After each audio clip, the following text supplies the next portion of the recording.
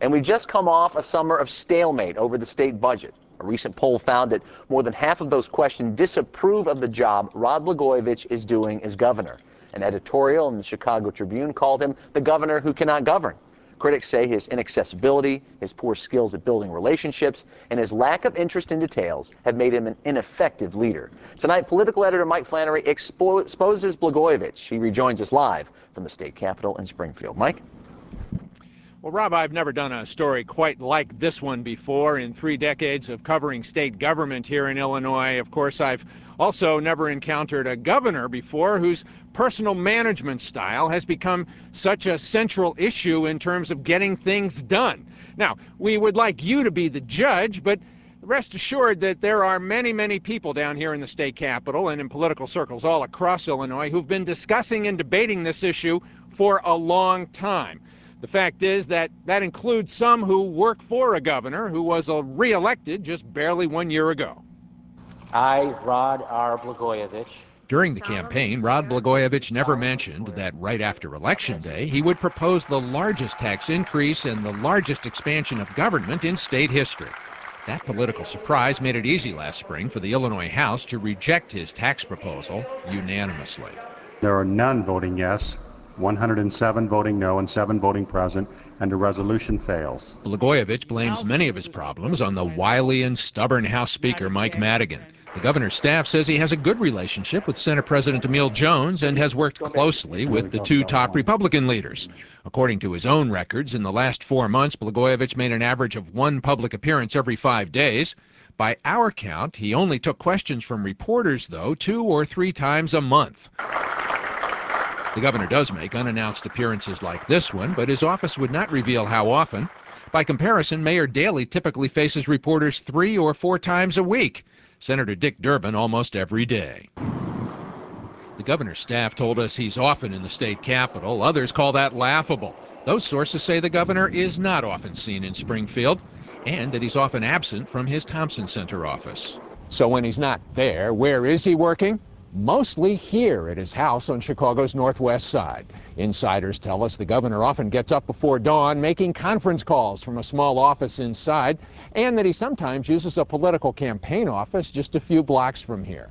Good morning, sir. How are you? How are you? Pretty good. State police. With the knowledge of his state police bodyguard detail, CBS 2 News watched for several days over 3 weeks, repeatedly finding the governor at home during normal business hours, with no one other than family coming and going. It's 11 a.m. on a sunny Wednesday. Mass transit doomsday is just 4 days away. Dressed casually, the governor appears to be working from home as the crisis builds. Being at home, he gets to see his daughters. His staff says he works wherever he is at all hours of the day. Key political players, from Senator Barack Obama to his own lieutenant governor, though, say they rarely see or hear from Blagojevich. When's the last time you talked to the governor? Oh, I don't know, a couple months ago, maybe. Well, you haven't talked to the governor for a couple of months? I try, you know. A source told us the governor did not hold even 1 full cabinet meeting during his first 4 years in office. Insiders tell us that Blagojevich prefers to focus on the big picture, leaving details to his deputies. Among them, Chief of Staff John Harris, Deputy Governor Sheila Nix, and political strategist Doug Schofield. Other confidants include lobbyist John Wyma and Alonzo Monk, a sometime jogging companion he first met in college, who formerly served as his chief of staff.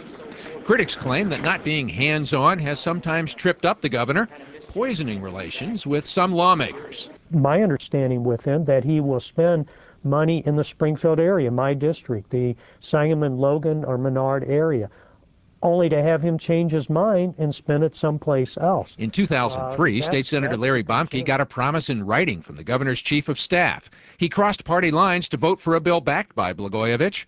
Bomke says the governor failed to deliver and then refused to talk to him. Today, many legislators demand that any promises be put on paper, a development one eminent historian of Illinois governors finds shocking. Those memorandums were unprecedented when a governor had to put in writing that he would keep his word. A veteran columnist for Springfield State Journal-Register newspaper said the governor's lack of credibility is one reason negotiations now move slowly in the Capitol, if at all. His word is not trusted, and that is one thing that holds up the legislative process, frustrates everyone. In such a toxic environment, even little things can suddenly blow up. The governor said he would stay here in Springfield during the seemingly endless special sessions he's called this year. Lawmakers at the Capitol one day were infuriated when they heard from eyewitnesses back home in Chicago that the governor was there jogging.